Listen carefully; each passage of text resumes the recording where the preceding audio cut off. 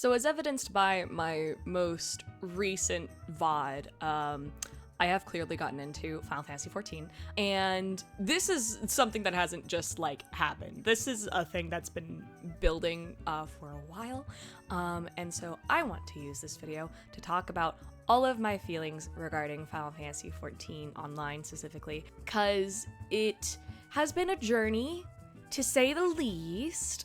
So I just want to have a chance to talk about the game, just as a fairly new player, some of my gripes with it, some of the things that I absolutely love about it, and I hope you guys just enjoy. Mind you, this video is going to have spoilers for the like tail end of Realm Reborn and possibly end of Realm Reborn and all of that. So if you are someone who has just started the game or wants to play the game, please do not watch this video. This is gonna have a lot of spoilers for Realm Reborn specifically. Everything else, you're fine because I haven't gotten to those things. Yeah, but watch this video at your own risk if you haven't finished Realm Reborn. So yeah.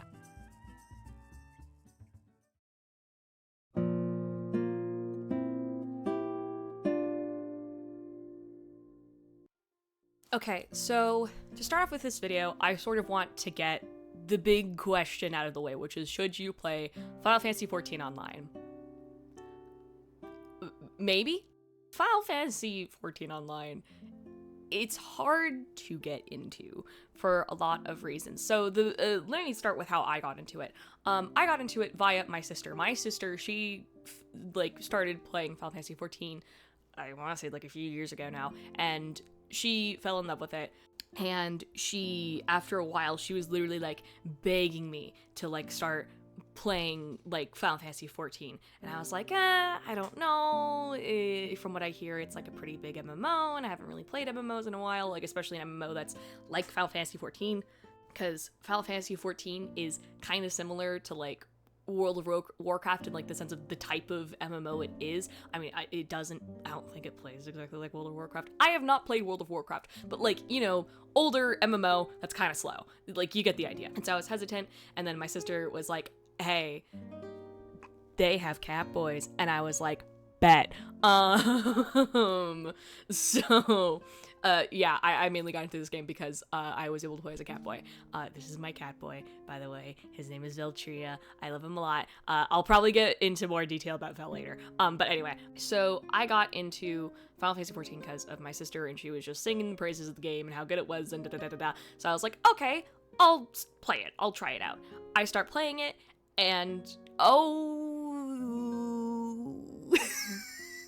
yeah, so there's the big glaring issue with Final Fantasy XIV, which is the consensus of Realm Reborn is a slog. Realm Reborn has about 160 main story quests, and that's only in the first part of Realm Reborn, because there's a second part to Realm Reborn, which is the patches, which are important to the story, by the way. You have to play through the patches, and that's what I'm currently doing right now. I'm playing through the patches. So you have the already gargantuan 160 quests in the first part of Realm Reborn, and they get to the patches, and the patches have 80 MSQ quests.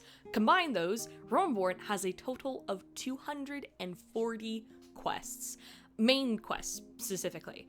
That's a lot. So it is this big and daunting issue, and there's also, and then you could also ask the question, like, oh, well, is like the story good at least? And okay, I do quite like the story of Realm Reborn. When I actually started to slow down and actually read the story, and that was closer to like towards the end of Realm Reborn, when I finally realized, oh, I actually quite like the story. In the beginning, I did not care, and that was mainly because there is so much reading in Realm Reborn. There's a ton of reading, and there isn't a lot of voice acting and a lot of the cutscenes in Realm Reborn, and the voice acting that is towards the beginning of Realm Reborn is, Oh, Sultan Tree, hallowed spirit of my line, forgive my weakness. My failings have cost us dear. Yeah, needless to say, the voice acting didn't inspire much confidence at the beginning.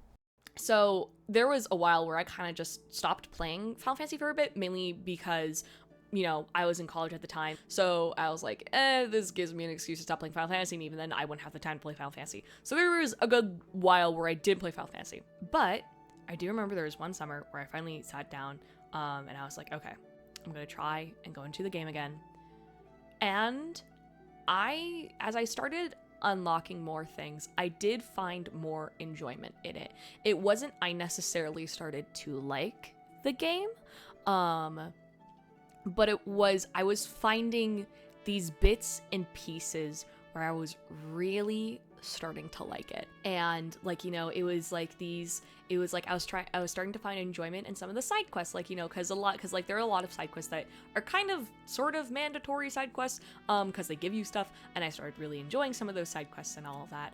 And, you know, as I was just starting to unlock more things in the world, I did sort of start to find enjoyment in it.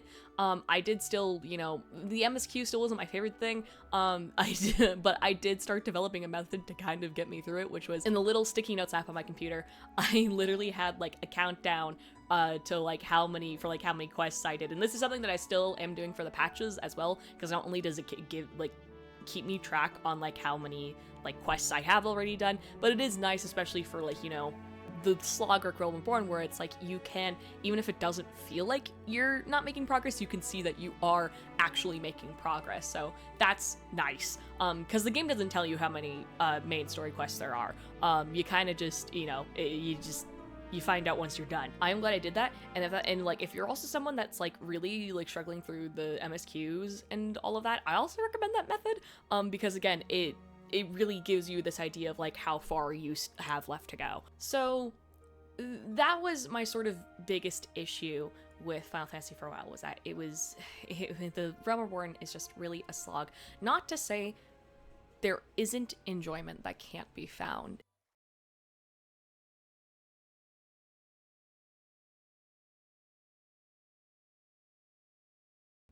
Hi. Hello. Okay. This is my sister. I'm Emma. Yes, hello. Can you please tell me why you really like Final Fantasy XIV? Oh gosh. Wow, you're just opening right out the gate with that one. Yeah. I love the community. I think that's my main reason why I really love the game. It's the community and the story. Without spoiling too much, please. Yeah. Why do you like the story?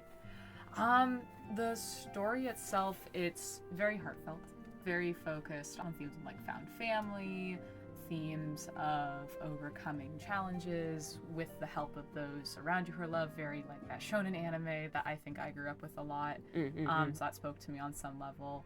And then also just the story elements of very dynamic characters who all get turns being the main focus in certain parts of certain DLCs is a lot of fun.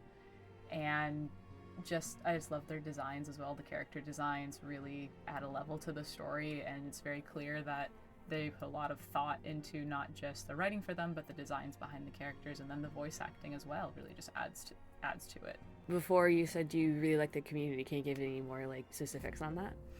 So within my experience of the Final Fantasy XIV community, specifically 14, not just like Final Fantasy, because I was shown Final Fantasy through the MMO 14, and all of my experiences with the community through that was just people being very supportive, being very patient when learning a new class. So my first ever class that I picked up when starting the game was Warrior, which is a tank class. So a lot of people would often be put off, I feel, in MMO communities of starting with a tank or healing class, because they often are, and to some degree, a leadership role when you're doing dungeon pulls or raid pulls. And the same can be said for Final Fantasy XIV, depending on the mechanics of the raid or the dungeon. But I never ran into anyone within the community who was per se toxic or were very patient with me. Essentially, everyone I've met with when doing dungeons or doing raids when I was first learning how to play are very patient with me. I know there are cases where people have run into the opposite of that, and it does still exist within Final Fantasy XIV, but I feel it's a lot harder to find compared to other video games that I have played, other MMO circles that I have seen from the outside. So I feel that this is a game that really prides itself in the community, and then also getting the chance to go to in-person events like FanFest in 2023, 2024. I think it was like last year. Yeah, last 2023.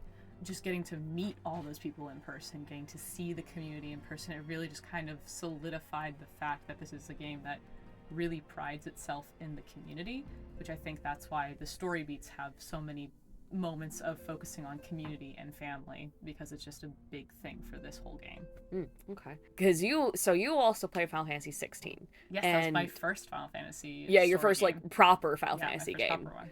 And like, yeah, I don't think you've played any of the other Final Fantasies since, right? No, I kind of avoided them as a kid because I wasn't a big fan of turn-based. I knew that the music was good. I knew the story beats were good. I knew a few of the characters that were like put in Smash Bros. Or like mentioned in other forms of media. So I knew of Final Fantasy, but I never really got into it. And I knew there were parts of it I probably would have liked, but I didn't really get into it until I started playing Final Fantasy 14 in 2021, and then I played Final Fantasy 16 when it first came out. Between 16 and 14, is there one you like better? Oh, God. Which I know is hard, because they are two completely different games. I think 14, just because that's my introduction. Yeah. There's more content in 14. That's it's an fair. MMO, and so it's constantly evolving. It's constantly being added to. Constantly new people are joining the game. I'm getting to play with friends when 14. 16, I love. It made me cry. It's a beautiful game, beautiful story. It made me cry, and I just watched you play watched it. me play it. No. Hello, editing me here. I'm just very quickly interrupting this interview to put in a clip that I recorded a while back from when my sister was still playing the game, just to prove how much we really love this game. Spoilers for Final Fantasy 16 ahead, and also this clip is very loud. I will try to dial it down the best I can, but just be warned if you're wearing headphones. So yeah, here it is. This is very sweet. I never thought a smell could bring me so much joy. Come on. It's loud. Thank God! And a lot of what makes 14 very special is also in 16, and I think that does add to the fact that you have the same people who made 14 worked on 16, and you can see a lot of those 14 elements within 16. So I definitely loved it. I think between the two, I'd probably vote for 14 if I had to. Like, if someone put the two games in front of me and said you can only play one for the rest of your life, which one is it? And like, you can never touch the other, I'd probably choose 14. That's fair. One of my questions is, would you keep on playing Final Fantasy 14? Like, how long do you see yourself playing that game? Oh gosh. Yes. Forever. I mean, like, until they say we're done. Until the team says we want to work on something new and start a different MMO, or we want to quit Square Enix and go do a completely different company. I don't know. But as of right now, for as long as it continues to be what it is for me, I think the only thing that would make me ever stop playing Final Fantasy XIV while it was still going on would be if the current creators, so like Yoshi P, current translators, if any of the current writers, if any of them just like suddenly up and left. Because I feel a major part of what makes the game so special is the development team. There's it's a very strong group of developers, and they are adding new people. It is still evolving, like how any game company and any dev team would evolve. But there is a very special thing about the unit that makes 14 and the way they work together. I don't know if it would necessarily be 100% a negative impact, because maybe, it could bring on a new perspective, a different person, but it would definitely impact the game. A big part of the dev team, they very clearly work very well together. You can see that in the panels, you can see that in the live shows, and it's very clear that Final Fantasy XIV is the way that it is because of the love that they put into it. So I feel like if any of them were suddenly to leave the company or to leave the unit and go off and do different things, or for whatever reason, and the game took a sharp turn because of it, that would probably make me stop playing it. But unless that never happens, I'd probably be playing it for as long as they would want to be continuing to make it. Okay. Since sort of like this, now you've been properly introduced to the world of Final Fantasy and the many worlds it has and all that through the various games, do you think you'll like keep on playing like the other games in the Final Fantasy series? I already plan to pick up the 7 remake. Ooh, yeah, I want to play that too. I'm already planning to pick up the 7 remake just because I have a lot of friends who've been telling me, hey, if you like 16, you're really going to like the 7 remake, because a lot of of mechanic parts that I didn't like in the original Final Fantasy VII is now changed for the remake, and it does look more like a gameplay that I would enjoy, and I know it's a story I would enjoy because I have heard of it before, and I know I like the characters. I'm just debating on if I want to wait for the third part to come out and then just play all three in one sitting kind of thing, or if I want to play the first two right now and then have to wait for the third part like everyone else. So, like, people, like, starting out in, like, 14 specifically, like, are there any tips, any words of encouragement you'd want to say to them? If you have a friend who's playing 14 and they're telling you, just push through A Realm Reborn, they are saying that for a reason. It is hard. Mm-hmm. I have genuinely offered to some of my friends who I really want to play Final Fantasy XIV, I have offered to read like A Realm Reborn out loud to them as they play through it, just to make it something a little bit more enjoyable and easy to digest, because I know it's a lot of reading, and I have a lot of friends who play video games who don't like having to read that much in a video game, and I understand that. So the story-wise, A Realm Reborn is tough, and even after that, I don't think this is talked about enough, even after that, every single DLC has a lull moment. Mm-hmm. And so even after you get out of A Realm Reborn, you might not immediately be like, oh my gosh, the story's amazing. It's still going to feel like there's a lull. And so there's still going to be a bit of slow moments. Even in the current expansion, we've had that. Mm-hmm. You just need to find some joy in the way they world build in this game, which is often these slow moments in the story that have you introduced to characters, introduced to maps that have you explore, and it might feel long and tedious, but the payoff is worth it at the end. Like, for every DLC I've played, the payoff has been pretty much worth it. Okay. Well, I thank you for talking with me today. You being the professional Final Fantasy XIV lover. I am not. You are in my heart of hearts. Thank you for giving us your insight. Yeah. You say goodbye to Bye. the people.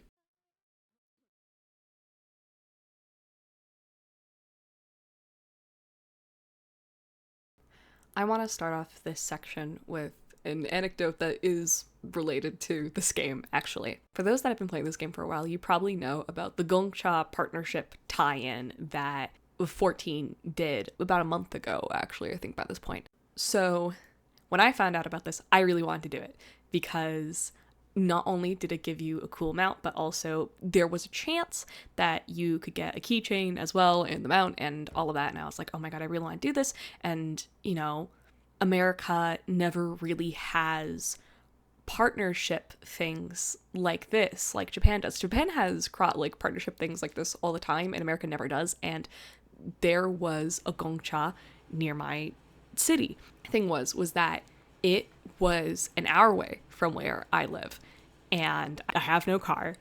So I called up a bunch of my friends who don't play Final Fantasy, by the way, like no Final Fantasy game. They've never had really an interest in any of the games, nor in 14 or anything. They had heard about 14 and knew generally about Final Fantasy in general, but they didn't know this. And so I told them about my wacky plan, and they agree. And one of them who could drive, volunteered to drive all of us. And so we drive, an hour out to this city. And here's the thing. Here was the other thing. And this was something that we all knew going in. The particular location that we went to didn't have any of the merchandise because they had sold out. But also, they didn't even have the boba, which is something that I found out when we got there. Like, they didn't have, the special, because there was, special themed boba that they had. And they didn't even have that. So we go. And we still get boba, because it's a boba shop. We're still gonna get freaking boba. We get the boba, and, we wander around a little bit more in the city, because it's a city that none of us live in. And so we just decided to wander around. We have a ton of fun. And it, starts downpouring rain. And so we take shelter in a restaurant that one of my friends had recommended. And, we just wait out the rain in this really good restaurant. And I just remember that there was no point in that day, even in the rain, even though I didn't get, my whatever mount or keychain or even the boba or technically the special Final Fantasy boba or whatever, there was no point in that day in which I had felt disappointed or unsatisfied. That was one of the best days I've ever had with my friends. And I think that whole day really encapsulates how I feel about this game, and that I really like 14. And I think what kept on having me come back to 14 was the connections I make with people through it. And not even people in the game. I mean, yes, I have made a lot of connections with people in the game. And like, not even like, I haven't really become friends with people in the game. It's just, but like, some of my favorite moments in this game are when I find a fellow fisherman and we end up talking about fishing. Or there was one point I ended up finding someone where we just so happened to be farming the same type of creature, and so we helped each other farm some stuff that we needed to get from this creature. And it's not even the people in the game I make connections with. It's people outside the game too. It's my friends who don't even play Final Fantasy but still decided to do a Final Fantasy related thing with me because it was just fun and it was just a wacky idea. It's me and my sister literally screaming about 16 because it's a really good game. It's me just having so much fun, whether it be fishing, whether it be feeling like a complete badass in raids and stuff, or whether it be just me actually really enjoying the story. And for me, Final Fantasy, it's always been about connection, is what I realize. My sister mentioned it in the interview, where 14 is a game where they really value the people that play it. But when you look at a lot of Final Fantasy stories, or at least the ones that I know, when you look at a lot of Final Fantasy stories, it is always about connection. Whether it be maintaining connection amongst the ones you love and trust because there's nothing else in the world that you can lean on, or whether it be trying to connect with different cultures amongst a global scale to prevent history from repeating, or whether it just be the simple, just familial or brotherly or even love. Final Fantasy as a whole, whether it be in its community, in its storytelling, in just everything, has always been about how the ones you love and the ones you trust are the most important things in the world. And I think that's what kept on bringing me back to it, even when I was so frustrated with 14, and even when I didn't care for the story. And now now I really do. I quite love Tataru and Minfilia and all of the Signs of the Seventh Dawn. I love them with my whole heart, and I want to see how Alphino grows, and I want to see how they all grow and what they are going to face next. I honestly cannot wait to see, because I'm still, in the patches of Realm Reborn, so I cannot wait to see how the rest of the world envelops for me in Heaven's Ward. And I just really love this game. I really do. It speaks to something in me, and I think it speaks to something in a lot of people. Even through this whole about 20-minute video, I can't even really explain, and that might sound silly because it probably is.